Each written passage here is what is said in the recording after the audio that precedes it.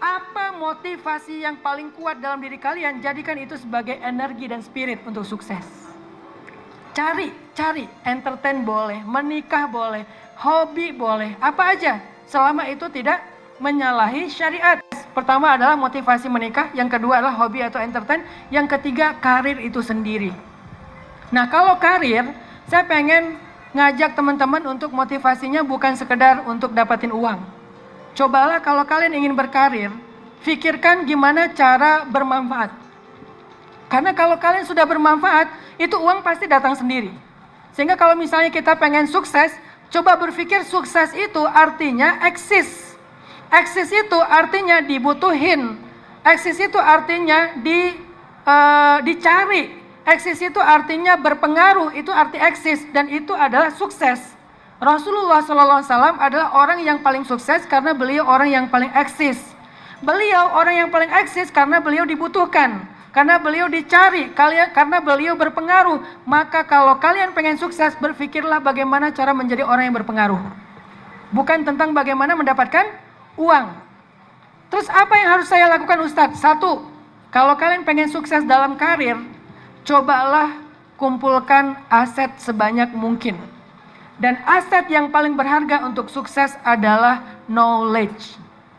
Aset paling berharga untuk sukses adalah knowledge. Sehingga ketika kalian belajar, ketika kalian ingin meniti karir sukses, jangan dulu berpikir untung. Itu pola hit and run banget. Nggak sustain. Jangan pengen hari ini untung selesai. Bukan kayak gitu cara sukses. Kalau kalian pengen sukses, kalian miliki dulu satu aset yang paling berharga dan insya Allah dijamin bakal sukses. Kapanpun dan sampai dimanapun. Ada istilah gini ya, Bill Gates kalau ditaruh di tengah Afrika, nggak punya modal uang serupiah pun, dalam hitungan setahun, 2 tahun, Bill Gates bakal menjadi orang terkaya di Afrika. Kok bisa? Karena dia punya modal yang paling berharga, knowledge-nya. Sehingga ditaruh di mana aja, dia pasti sukses.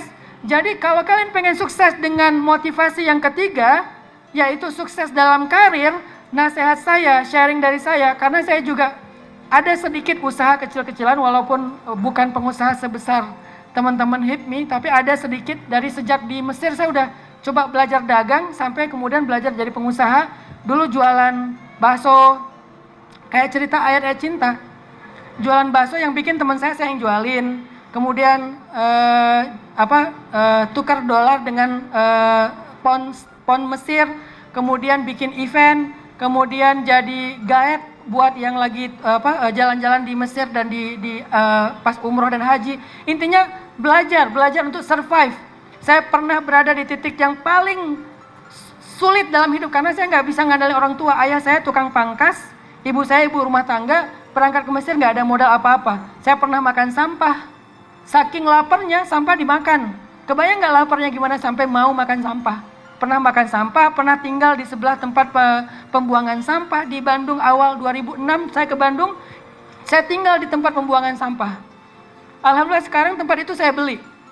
Dulu saya tinggal di situ, sekarang saya beli itu. Artinya ada motivasi buat sukses secara karir. Hal yang pertama yang harus kalian kumpulkan, aset yang paling berharga itu adalah knowledge. Jadi jangan sayang modal duit untuk dapetin knowledge itu, jangan diirit.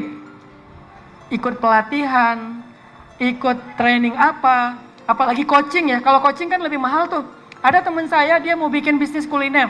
Dia anak lulusan ITB di planologi, tapi pengen bisnis kuliner. Jadi anak tata ruang kota, planologi, malah pengen bisnis kuliner. Gimana cara cepatnya? Dia bilang saya ikut coaching aja. Jadi saya cari coach yang udah berpengalaman di bidang kuliner, dia coaching saya selama 6 bulan sekitar 50 juta dan itu sukses. Sehingga dia dalam hitungan 2 tahun udah punya lebih dari 20 cabang. Tapi modal yang dia keluarkan 50 juta di awal itu sesuatu yang besar loh. Sehingga buat orang yang pola pikirnya hit and run, pedagang banget, bukan pengusaha, buat dia tuh rugi gitu. Ngapain saya bayar mahal-mahal buat ikut training? Ngapain saya bayar mahal-mahal buat beli buku? Buku untuk sukses harganya mungkin 150 ribu, 300 ribu. Dulu saya mengkoleksi bukunya Tung Desem Waringin tentang marketing. Awal-awal saya survive di Bandung, pulang dari Mesir, gimana cara jualan buku? Saya dulu nulis buku tapi nggak ada yang mau nerbitin. Ya udah saya terbitin aja sendiri. Tapi nggak tahu cara jualan. Saya baca dulu buku-buku tentang penjualan, tentang marketing. Beres itu, alhamdulillah dalam hitungan setahun, dari buku itu saya punya usaha jual beli mobil bekas. Dari itu main di properti dan seterusnya dan seterusnya. Itu gara-gara saya ngemodalin diri untuk ikut training Tung Desem, beli bukunya. Kan itu mahal. Tapi saya percaya bahwa itu lebih penting daripada saya hanya sekedar ngemodalin beli produk atau beli untuk memproduksi sesuatu. Itu malah bisa rugi gitu. Makanya buat teman-teman, jangan malas untuk belajar. Kemudian kalau bisa jangan terlalu merasa sayang kalau menginvestasikan uangnya untuk knowledge. Baca buku, beli buku, ikut training, jangan merasa sayang menginvestasikan ke situ. Kadang-kadang kita kalau untuk beli kuota, itu biasa.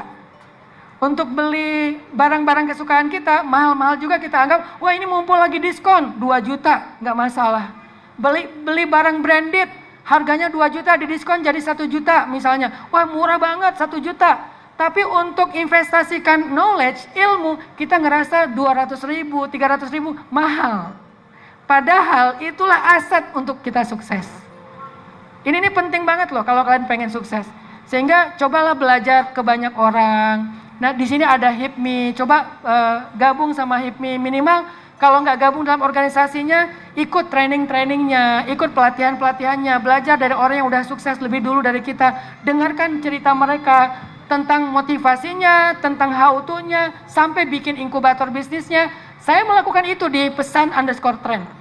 Anak muda yang udah hijrah, dulunya kan mereka hijrah yang dari nggak sholat jadi sholat. Sekarang dengan adanya pesan_trend, di situ kita ngasih mereka yang namanya tarbiyah skill, training. Ada belajar hospitality, karena saya bikin kayak semacam resort. Saya nggak mau bikin resort itu dengan source dari expert. Jadi saya nggak mau hiring expert, saya nggak mau. Saya pengen mendidik, baru di hiring. Sama kayak referensi saya itu Nihiwatu Foundation yang ada di Bima, yang punyanya orang Australia, dia bikin resort. Cara dia tuh keren banget, dia mendidik warga lokal, kemudian setelah mereka punya skill hospitality, dia hire menjadi staffnya resort Nihiwatu. Itu resort bintang 5 di Bima. Nah saya pengen begitu juga anak-anak muda yang udah ngaji, yang udah hijrah, kita ajarin hospitality.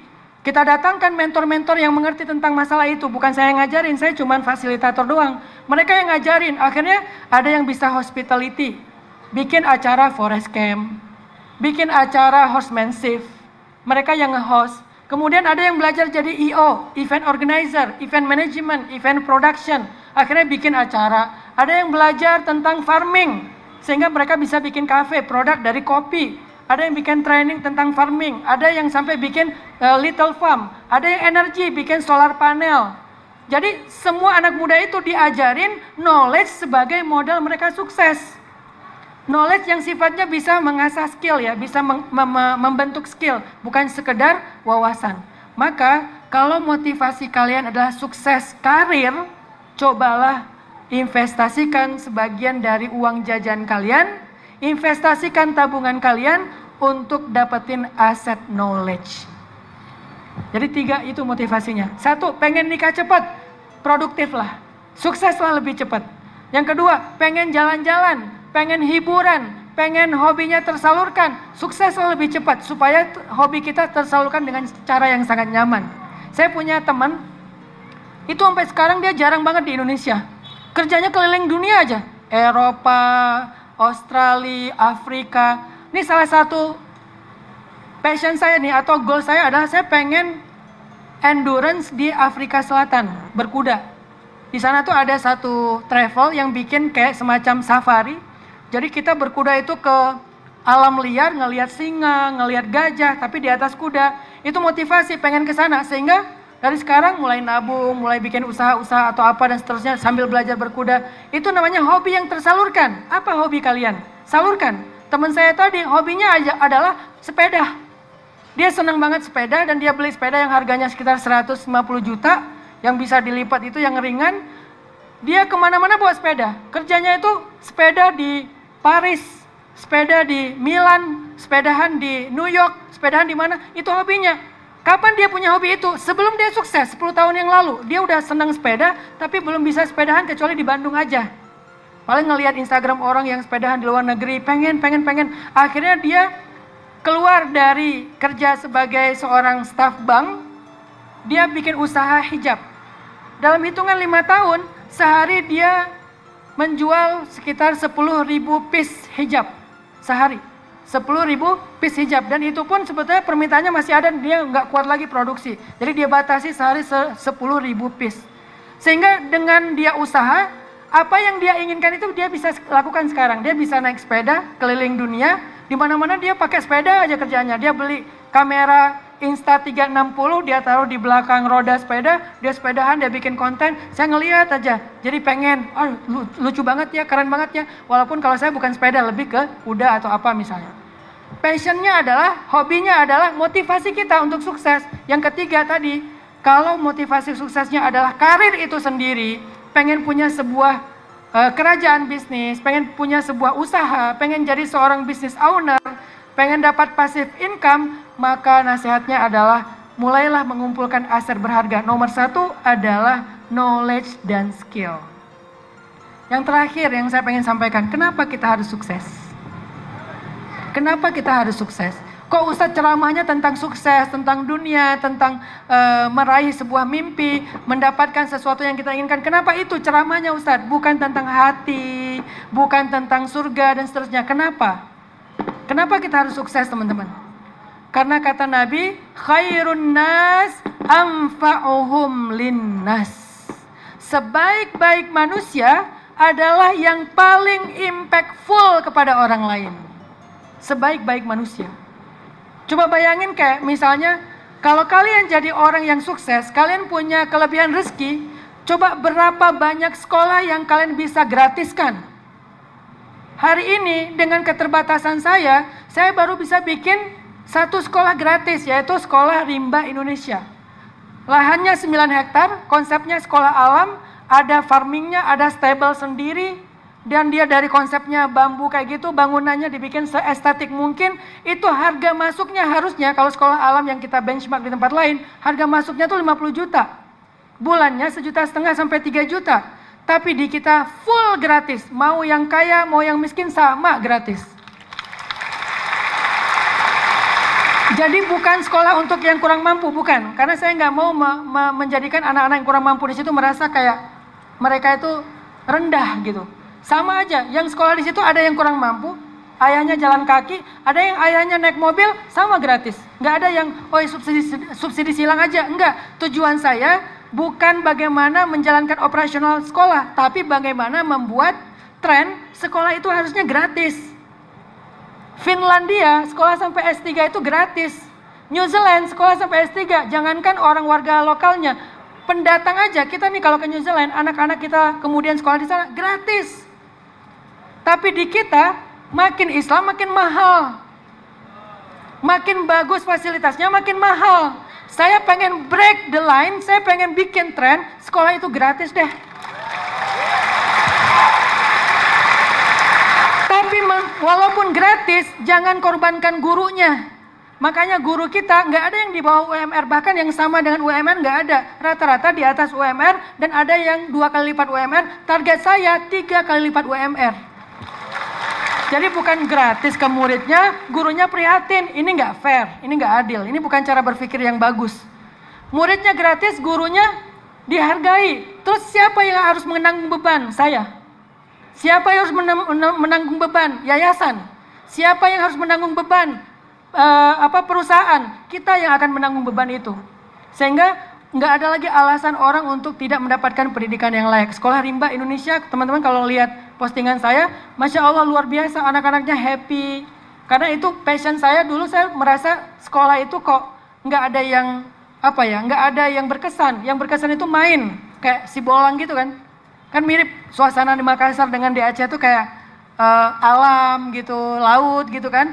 Jadi saya pulang sekolah jam 1 siang, ngapain? Berenang di laut, ke bawah ombak, hanyut, ditemuin teman, selamat, dipompa, akhirnya sadar lagi, sampai ke rumah diam-diam aja nggak cerita ke ibu.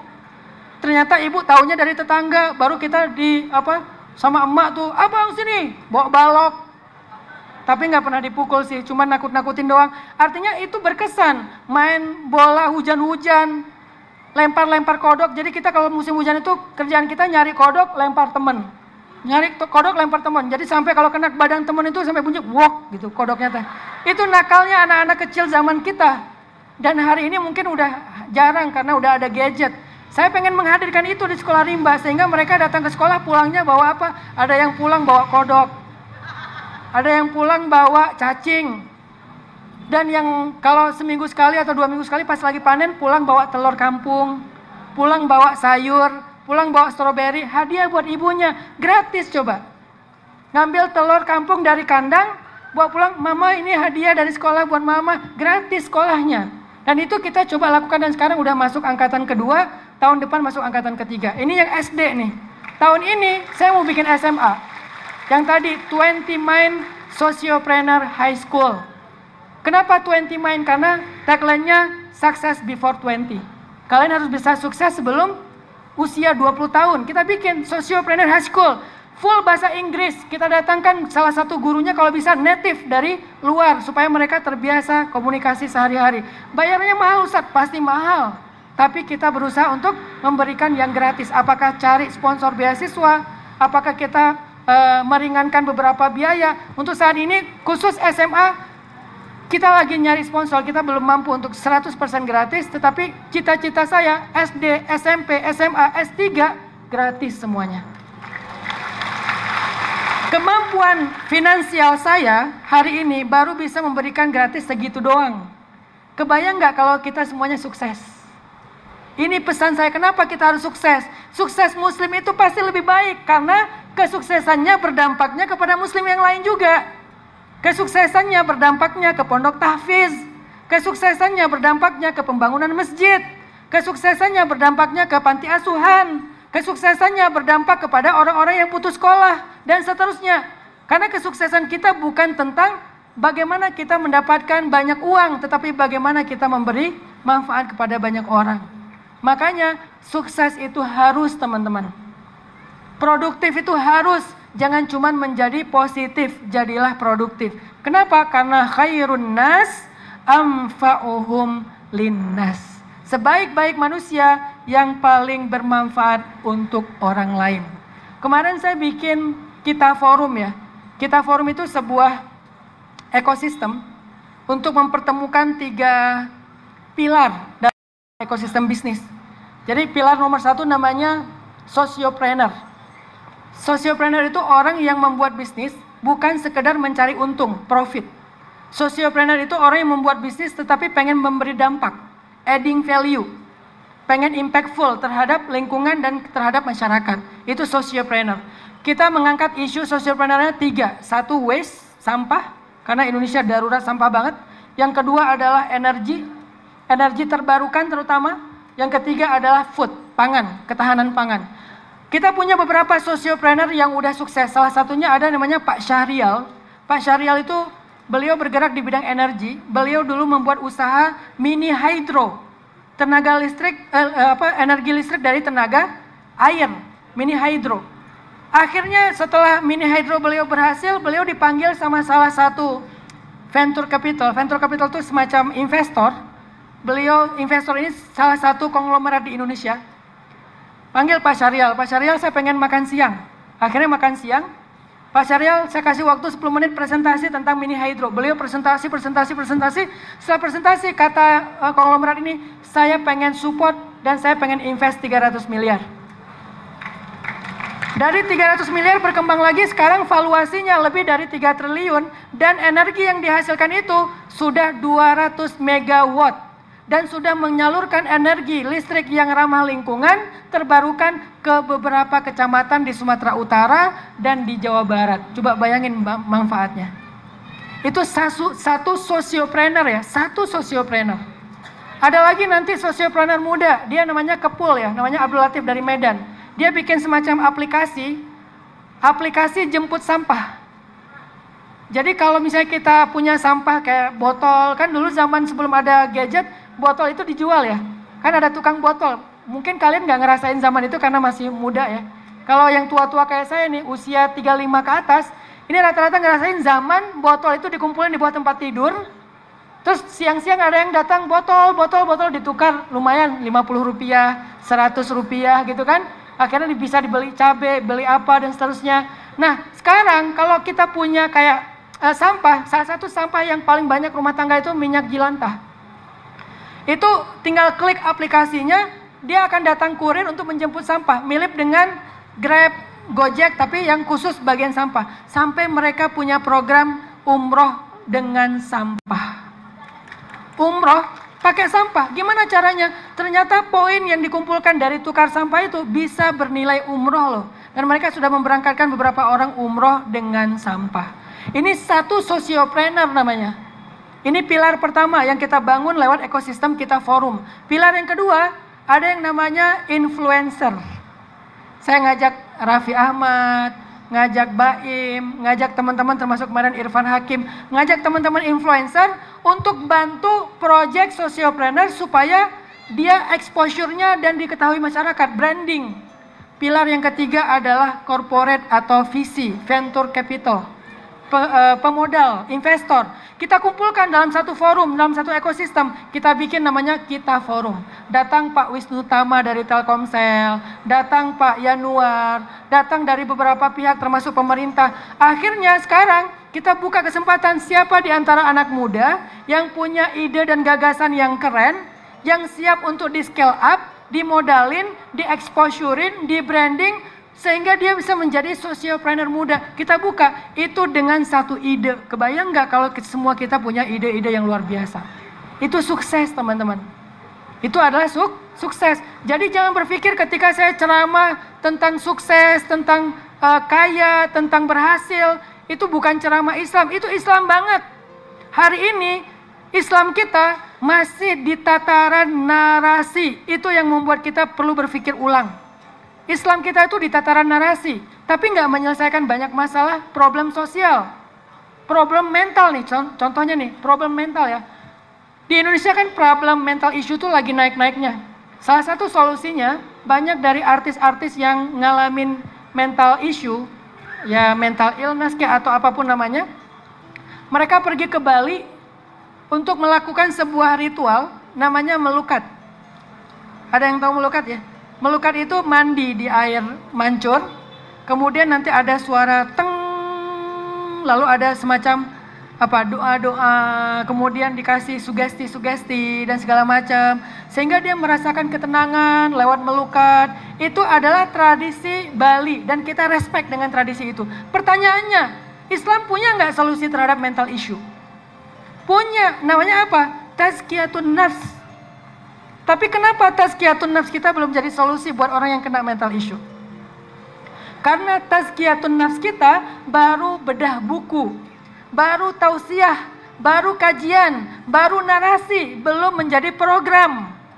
Maka butuh orang-orang yang berpikir brilian, yang bisa menerjemahkan syariat menjadi program konkret untuk memberikan solusi kepada masyarakat. Butuh itu. Makanya ketika saya bikin pesan_trend, semacam resort syariah gitu, tapi kita nggak pakai istilah syariah. Kita tuh punya spirit escape, mindful escape. Jadi kayak lari dari masalah untuk memunculkan kesadaran. Ngapain? Kita bikin semacam melukat versi Islam, tapi bukan dengan sugesti-sugesti yang berbeda agama, dengan Islam. Ingat Allah, tafakur. Terakhir kenapa saya posting beberapa postingan tentang tafakur? Karena itu bridging ke program Tazkiyatun Nafs dalam bentuk wisata rohani. Nah butuh itu. Sehingga anak muda yang kalian pengen sukses, yang pengen menjadi seseorang yang berhasil, berpikirlah tentang bagaimana menyelesaikan masalah masyarakat. Bukan berpikir bagaimana menjadi orang kaya. Itu yang kedua, yang ketiga, yang keempat. Nomor satunya, kalau kalian pengen sukses, berpikirlah bagaimana menyelesaikan masalah masyarakat. Itulah kenapa bicara sukses adalah bicara tentang dakwah. Jadi dakwah itu nggak boleh dipisahkan dari hal yang kayak gini.